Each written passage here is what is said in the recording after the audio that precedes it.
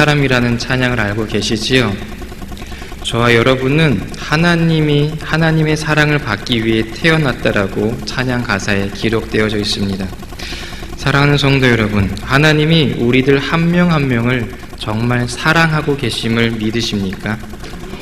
어떻게 믿게 되셨습니까?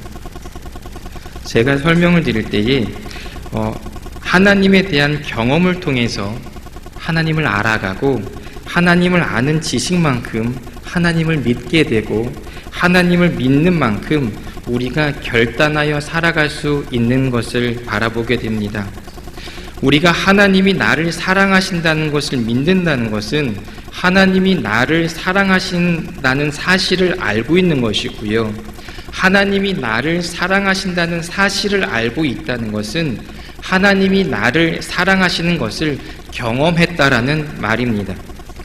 하나님이 나를 사랑하시는지 아닌지는 분명히 아실 터이니 지나가고요.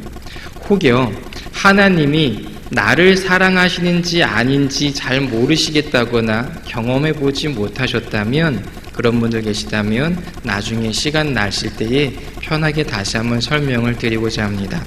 그렇다면 이번에는 다음 단계를 좀 짚고 넘어가려고 합니다. 성도님들 곁에 계시는 분들은 하나님이 사랑하시는 분들이시라는 것을 믿으십니까? 그러시다면 곁에 계시는 분들이 하나님이 사랑하시는 것을 경험하셨습니까? 이게 신앙의 공동체에 있어서 중요한 문제 중에 하나입니다. 내가 하나님의 사랑을 받은 사람이라는 것과 상대방이 하나님의 사랑을 받은 사람이라는 것을 경험으로 알아야 한다는 사실입니다. 하나님이 사랑하시는 사람이라는 것을 알므로 믿음이 생겼을 때에 서로를 사랑하고 서로를 존중하고 서로를 섬길 수 있는 그런 믿음의 공동체가 될 수 있기 때문입니다. 사실 이게 굉장히 쑥스러운 것을 저도 알고 있지만 좌우에 계신 분들을 잠시 바라보시고 미소 지으시면서 하나님께 질문해 보세요. 하나님께서 이분을 사랑하십니까? 라고 말입니다. 그리고 우리 함께 찬양하면서 찬양 가운데에 하나님이 내 곁에 계시는 분들을 사랑하고 계시는 것에 대한 우리의 질문에 응답하시는지를 좀 경험했으면 좋겠습니다. 함께 찬양하기 원합니다. 당신은 사랑받기 위해 태어난 사람. 가사는 아마 띄워드릴 겁니다. 당신은 사랑받기 위해 태어난 사람. 당신의 삶 속에서 그 사랑받고 있지요.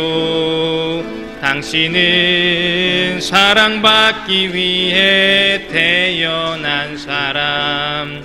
당신의 삶 속에서 그 사랑받고 있지요. 태초부터 시작된 하나님의 사랑은 우리의 만남을 통해 열매를 맺고 당신이 이 세상에 존재함으로 인해 우리에겐 얼마나 큰 기쁨이 되는지. 당신은 사랑받기 위해 지금도 그 사랑 받고 있지요. 당신은 사랑받기 위해 태어난 사람. 지금도 그 사랑 받고 있지요. 아멘. 찬양하시는 중에 하나님이 우리 곁에 계시는 분들을 사랑하신다는 하나님의 마음을 받아보셨습니까? 정말로 하나님이 성지교회 성도님들 한 분 한 분을 많이 사랑하시는 것 같아요. 아직 하나님의 마음을 정확하게 받지 못하신 분이 계실 수도 있지만 성경은 말씀하고 있습니다. 하나님이 보시기에 심히 좋았더라고요. 하나님은 지금 우리들을 바라보시기에도 좋은 것에서도 멈추지 아니하시고 심히 좋았더라고 말씀하고 있다는 것입니다. 하나님이 보시기에 좋은 사람들이 모여있는 이 성지교회는 하나님의 나라지요. 하나님이 아담과 하와와 함께 손잡고 거니시고 함께 얼굴 대하시며 웃고 대화하셨던 에덴 동산이 회복된 믿음의 공동체인 줄 믿습니다. 그런 믿음의 공동체에 제 개인적으로도 함께할 수 있게 됨에 큰 영광이고요. 감사를 드립니다. 앞으로 이 귀하고 복된 성지교회가 하나님의 나라를 회복하고 경험하시려 기도하시는 담임 목사님을 중심으로 하나가 되어 섬기는 데에 최선을 다하도록 하겠습니다. 사랑하는 성도 여러분, 저와 여러분은 모두는 하나님이 바라보시며 심히 좋았더라고 말씀하신 사람들입니다. 하나님은 예수님을 내어주시기까지 우리를 건져내실 만큼 우리의 존재 가치 또한 심히 높다라고 말씀하시는 겁니다. 우리의 죄가 너무나 많기에 그 무거운 죄값을 치르기 위해서 하나님이 자신을 내어주셔야 하기도 했었지만 우리가 다르게 생각을 해본다면 예를 들어 여러분이 화장실에 가서 큰일을 보셨어요. 그런데 큰일을 보고 변기물을 내리려고 버려지고 있는데 갑자기 내가 쏟아놓은 그 용변이 그 빛깔과 모양이 이전과 어디서 볼 수 없었던 영롱한 빛깔과 이전에 바라볼 수 없었던 영롱한 자태여서 그것을 되찾기 위해 큰 용변이 내려간 그 순간 변기 안에 손을 집어넣고 그것을 건져내실 분이 계십니까? 안 계시지요.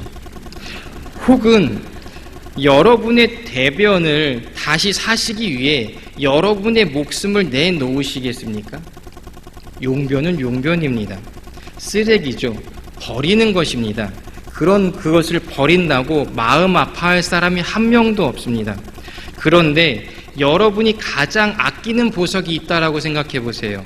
예를 들어 일평생 애주징지하고 있는, 제가 이걸 못 봤는데 비쌀 것 같아서 생각을 해보았습니다. 5캘럿짜리 다이아몬드를 사랑하는 사람으로부터 받으셨다고 생각해 볼까요? 그런데 화장실에서 큰일을 보시다가 손에서 미끄러져서 큰일 본 곳 위에 똑 떨어지셨어요. 그러면 에이 이거 더러운 거 묻었으니까 그냥 물 내려가지고 버리시겠습니까? 아니면 더러운 거 무릅쓰고 그 보석을 잡아서 건지시겠습니까?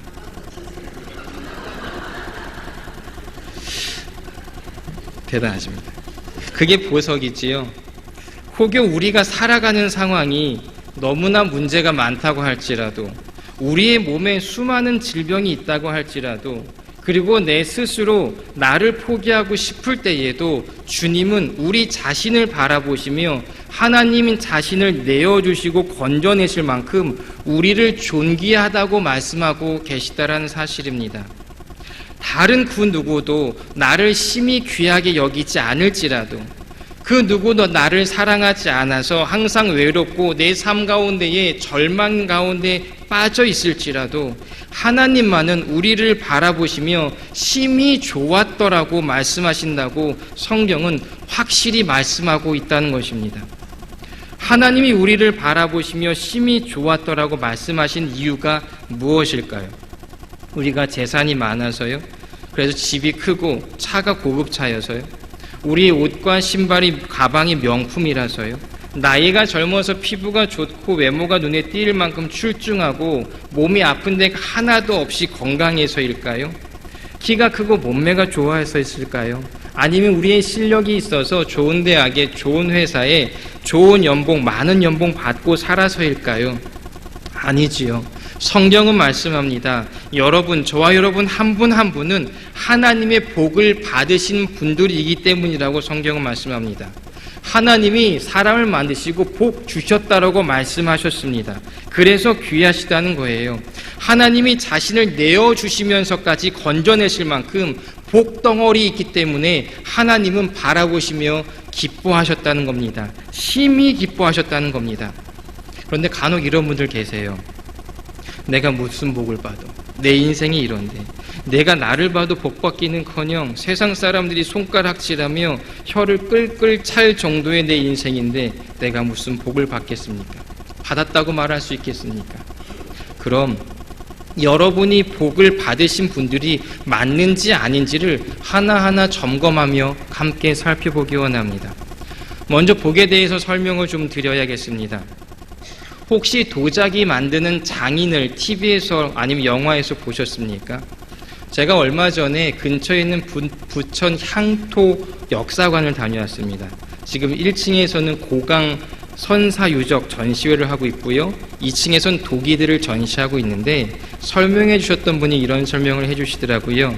그 건물 곁에 있는 아파트가 있는데 그 아파트가 그 당시에 항아리를 굽던 가마자리라고, 그 사람들은 병임박해 때에 천주교 박해를 피해서 그 산속에 들어와 살던 천주교인들이 모여 살다가 생계를 위해서 도자기 항아리를 만들어 팔기 시작했다는 이야기를 전해 들었습니다. TV를 보면 도자기를 만드는 장인이 제자들에게 하는 이야기가 하나 있습니다. 무엇이냐면 이 도자기에는 너의 혼이 안 들어갔다라고 이야기하는 겁니다.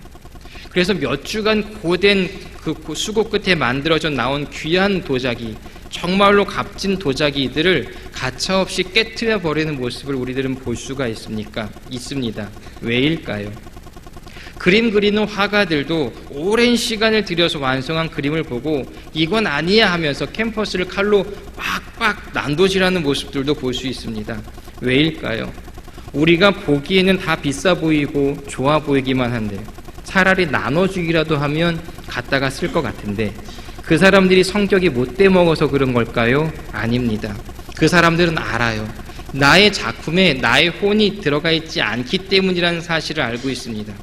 그렇다면 사람들도 장인들도 작품에는 만든 사람의 혼이 담겨 있다는 사실을 알고 있는데 하나님이 만드신 작품이라고 하는, 하나님이 바라보시며 심히 좋았더라고 말씀하시는 우리의 모습에는 하나님의 성품과 형상이 분명하게 담겨져 있다는 것입니다.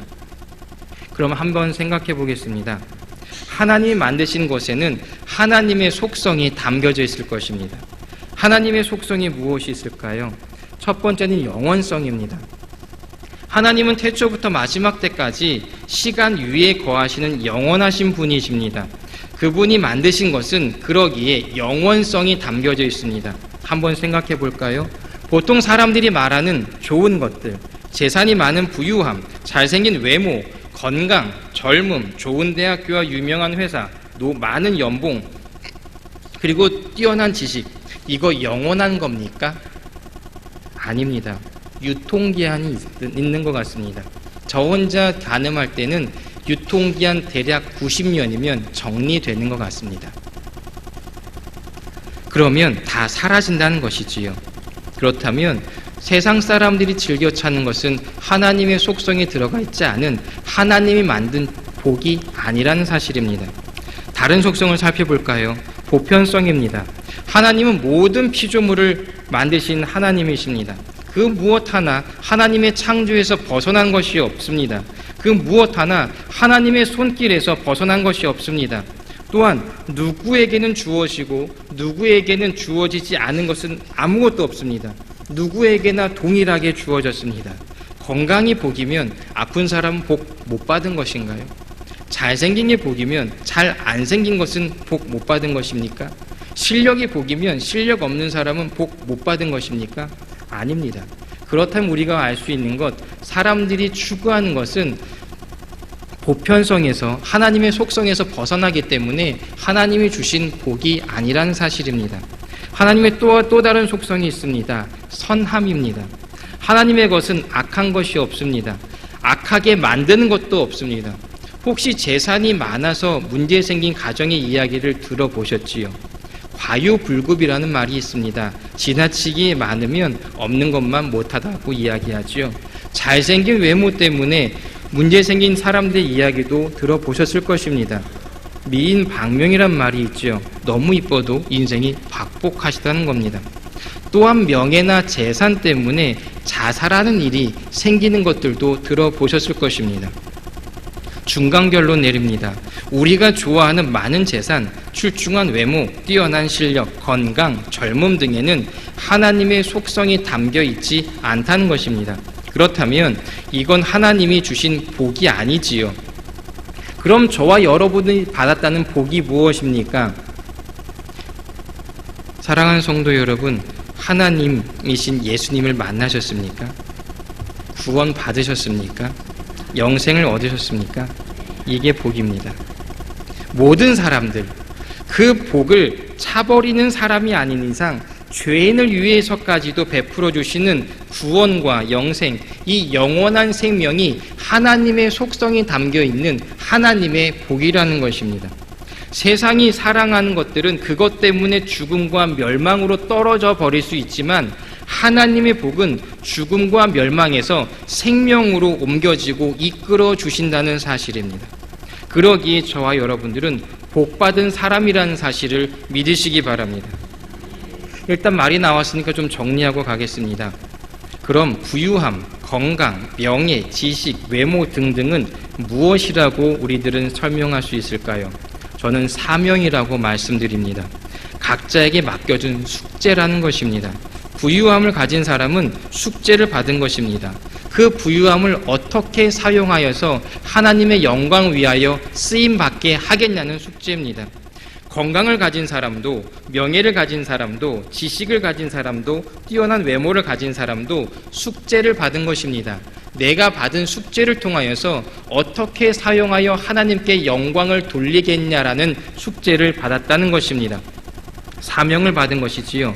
그래서 없는 것보다는 분명히 좋지만 숙제를 잘 풀지 못해서 인생의 어려움을 겪는 것보다는 안 가져도 되는 것입니다.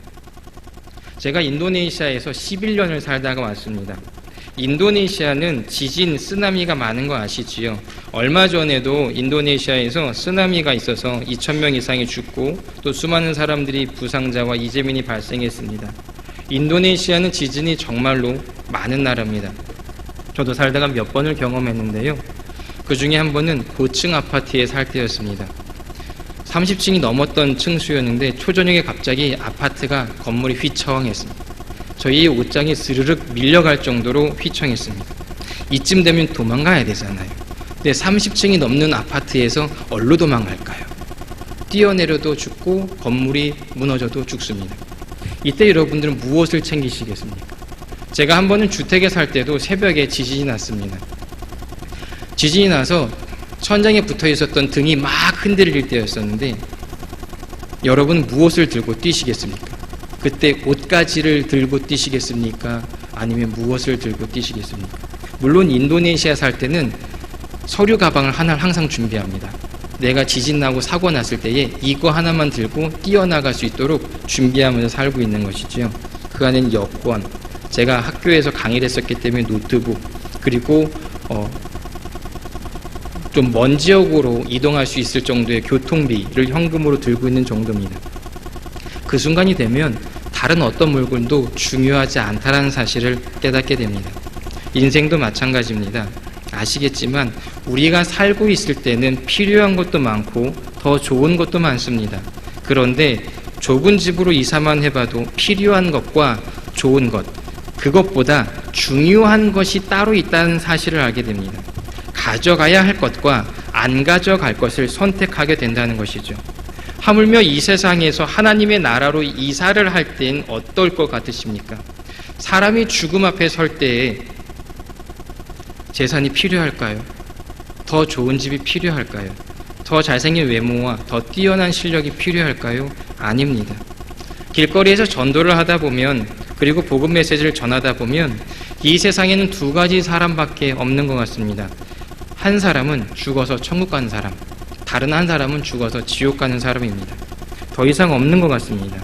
이게 인생의 결론인 것 같습니다.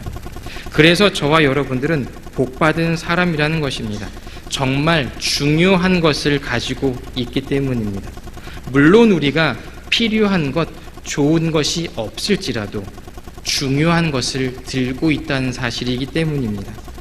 그런데 더 신나는 것은요, 이게 하나님이 우리들에게 허락하신 복의 첫 번째 단계라는 사실입니다. 더 좋은 복이 많다는 것이지요. 하나님의 복은 죽어서 천국 가고 이 세상에서 아무 상관이 없는 게 아닙니다. 이 세상에 살면서 누리는 복이 있으니 이것이 복의 2단계입니다. 구원받고 영생 얻으면 하나님의 증인이 됩니다. 구원해 주시고 죽음에서 생명으로 건져주신 자신이 만난 하나님에 대한 증거가 생기고 그것을 전하는 사람이 증인이지요. 성경 말씀에 증인이 되라고 말씀하실 때에 하나님이 약속하신 한 가지 사실이 있습니다. 우리가 증인 되기 전에 하나님이 약속하셨어요. 우리를 향하여. 우리가 증인으로 일하기 전에 하나님이 일하시겠다는 겁니다. 그게 무엇입니까? 너희들에게 권능을 주시겠다는 것입니다. 오늘 읽은 본문 말씀에 나오는 하나님이 만드신 피조물을 다스리는 권세가 그 권능입니다. 하나님은 사람을 만드시고 이렇게 생각하셨습니다. 땅을 정복하게 하고 모든 생물을 다스리게 하시기로 작정하셨습니다. 그리고 이에 합당한 권세를 주셨어요. 이 말씀 구절을 가지고 어떤 사람들은 신대륙을 발견한 후에 그 땅을 정복해서 자기 땅과 자기 소유로 만들고 거기 있던 사람들을 내쫓기도 했었지요. 그리고 모든 생물들을 마구잡이로 다루기도 했었습니다. 그런데 하나님이 말씀하시는 권세는 자신의 이익을 위해 자기 마음대로 행하는 것이 아닙니다. 그 권세는 하나님이 만드신 하나님의 나라를 세우고 가꾸고 회복하게 사용되어지는 권세입니다. 각자 한번 생각해 보시기 바랍니다. 우리 각 개인은 지금 하나님이 만드신 형상대로 살아가고 계십니까? 우리의 영과 혼과 육이 하나님과 동행하며 함께 살아가고 계십니까? 우리의 마음과 생각과 감정이 하나님의 것입니까? 혹여 깨어진 부분이 있다면, 무너진 부분이 있다면, 상처받은 부분이 있다면, 어그러진 부분이 있다면 그 깨어지고 무너지고 어그러진 부분들을 회복하도록 그리고 다시 다스리도록 그 주신 권세가 있다는 사실입니다. 하나님은 우리들의 깨어진 마음, 좌절된 감정, 무너진 삶의 모습을 그리스도와 함께 십자가에 못 박아 죽이고 그리스도의 모습으로 또한 그리스도의 거룩한 신부된 모습으로 거듭나게 하는 권세를 주셨습니다. 이게 우리들에게 주셨던 복의 두 번째 단계입니다. 이것이 또한 복음의 권세입니다. 그리고 이 권세는 나 개인에게만 국한된 것이 아닙니다. 오늘 본문을 읽어보면 하나님의 형상과 모양대로 지어진 사람을 통해서 하나님이 만드신 바다와 바다의 물고기와 하늘의 새와 가축과 온 땅과 땅에 기는 모든 것을 다스리게 하시겠다라고 말씀하십니다. 하나님이 만드신 모든 땅과 모든 피조물을 향한 권세를 주셨다라고 말씀합니다. 하나님의 복을 받은 사람, 권세를 받은 사람을 통해서 하나님은 혹여 무너진 하나님의 나라가, 하나님의 질서가 있다라면 그것을 회복하시겠다는 것입니다. 지금 우리 시대의 가정과 지역과 나라와 열방이 하나님의 나라와 같습니까? 아니면 죄와 불법으로 무너져 있습니까? 이런 이야기 들으면 또 그렇게 고민하시는 분들 계시더라고요. 내 문제도 해결하지 못하는 내 인생인데 나 같은 사람이 어떻게 가정을 바꾸고 지역을 바꾸고 나라를 바꾸고 열방을 바꾸냐고요. 혹시 아브라함을 기억하십니까? 성경에서는 그가 무엇을 하며 어떻게 살았는지 그의 과거에 대해서는 기록하지 않습니다. 관심이 없다라는 것입니다. 중요하지 않다라는 것입니다. 그리고 성경이 관심 갖고 중요하게 생각하는 것은 그 사람을 하나님이 하나님의 복의 사람으로 만드셨고 죄와 불법으로 무너져 있었던 하나님이 복 주기 원하셨던 나라, 그 땅 가나안을 회복하는 권세받은 사람으로 선택하셨고 그와 그의 민족들을 통하여서 그 가나안을 회복하셨다는 사실입니다. 예수님을 기억하시지요. 죄와 불법으로 하나님의 나라와 형상이 무너져버린 인류와 세상을 회복하기 위하여서 예수님이 오셨습니다. 흠없고 죄 없으신 모습으로 오셨습니다. 예수님이 이 땅에 복으로 오셨고 예수님이 이 땅에 권세로 오셨습니다. 사랑하는 성도 여러분, 믿음장이라고 하는 히브리서 11장을 기억하시지요? 히브리서 11장에 나오는 한 명 한 명 그들의 이름은 믿음의 계보를 따라서 복의 사람으로 살아온 믿음의 사람들의 이름입니다. 이제 그 마지막에 저와 여러분의 이름을 기록할 때입니다. 하나님의 복을 받은 저와 여러분을 통해서 이제 우리의 가정과 교회와 지역과 나라와 열방 가운데에 하나님의 나라가, 하나님의 안식이, 하나님의 평화가 세워져야 할 것입니다. 하나님은 그 역할을 감당할 저와 여러분 한 명 한 명을 바라보셨기에 보시기에 심히 좋았더라고 말씀하신 것입니다. 비록 지금은 무너진 우리의 모습이지만, 비록 무너진 우리의 가정과 지역과 나라와 교회와 열방의 모습일지 몰라도 하나님은 우리를 통하여, 복의 사람을 통하여 회복되어질 아름다운 하나님의 나라를 바라보시고 계시기에 우리의 모습을 바라보며 심히 좋았더라고 말씀하고 있는 것입니다. 사랑하는 성도 여러분, 이제부터 그 하나님이 주신 복과 권세로 나의 모습뿐만이 아니라 나의 가정과 지역과 나라와 열방을 향하여서 무너진 하나님의 나라를 회복해 나가는 그 중심에 서시기를 주님의 이름으로 축복합니다. 그리고 하나님이 바라보시며 보시기에 심히 좋았더라 말씀하시는 그 모습이 저와 여러분의 가정 가운데에 먼저 성취되어지기를 주님의 이름으로 축복합니다. 하나님의 복의 사람이 되어서 무너진 하나님의 나라를 회복하고 하나님의 마음을 기쁘게 해드리는 우리 모두, 또 우리 교회가 되기를 주님의 이름으로 축복합니다. 기도하겠습니다. 하나님, 주님의 약속의 말씀을 붙들고 다시 한번 일어섭니다. 우리의 모습은 무너졌지만, 우리의 삶은 깨어졌지만, 우리의 가정은 문제가 있지만 하나님은 지금도 바라보시며 보시기에 심히 좋았더라 말씀하고 계십니다. 왜냐하면 우리가 주의 복을 받은 자이기 때문입니다. 주님이 우리들에게 권세를 주셨고 그 권세로 우리가 회복할 그 모습을 주님께서는 이미 바라보셨기 때문인 줄 믿습니다. 하나님, 우리가 예수 그리스도의 십자가를 붙들고 성령의 능력을 힘입어 하나님의 마음을 기쁘시게 해드리는 우리 모습, 개인과 가정과 교회와 나라와 열방되게 하여 주시옵소서. 감사드리며 모든 말씀 예수 그리스도 이름으로 간절히 기도드렸사옵나이다. 아멘.